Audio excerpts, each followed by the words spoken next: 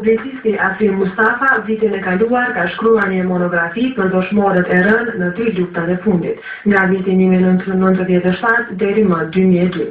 Monografia përmban biografi dhe fotografi të dëshmorëve të rënë në luftë për shtirimin e vendit. Po ky është një libër gjithëpërfshirës për të gjithë dëshmorët e luftave shkrimtare në hapësira shqiptare, lufta që janë filluar gjatë fund shekullit 20 dhe fillimit të shekullit 21. Pra në gjithë e 73 dëshmorë të luftës së UÇK-s, të UÇK-BE-s në Kosovën Lindore dhe të luftës ushtrisë kombëtare në Maqedoni. Promovimi i këtij libri u bë vitin e kaluar në Ferizaj, ndërsa javën e kaluar libri u promovua në Strug dhe ditëve në vijim libri pritet të promovohet edhe në Shqipëri.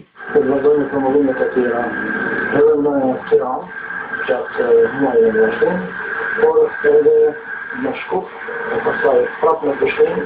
Mustafa tha se për shkak të karakteristikave që përmban, ky libër do të përkthehet në disa gjuhë të huaja.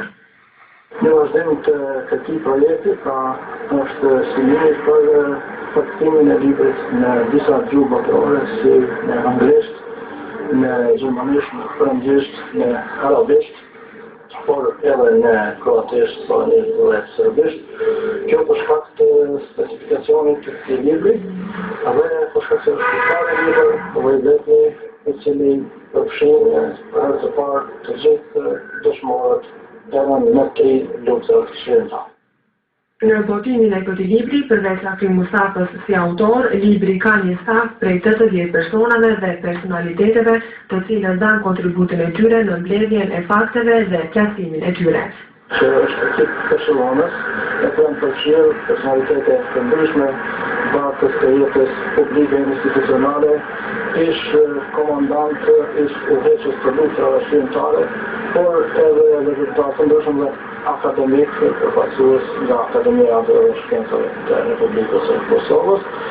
Disa recenzent të librit janë 2 personalitetet më njohura të kombit dhe të luftave shkrimtare, doktor Jakub Krasniqi, aktualisht kryetar i Parlamentit të Kosovës, i që është historian, si dhe Zoti Shukri Buja, një nga themeluesit të ushtrisë shkrimtare të Kosovës, aktualisht kryetar i komunës së Lipianit.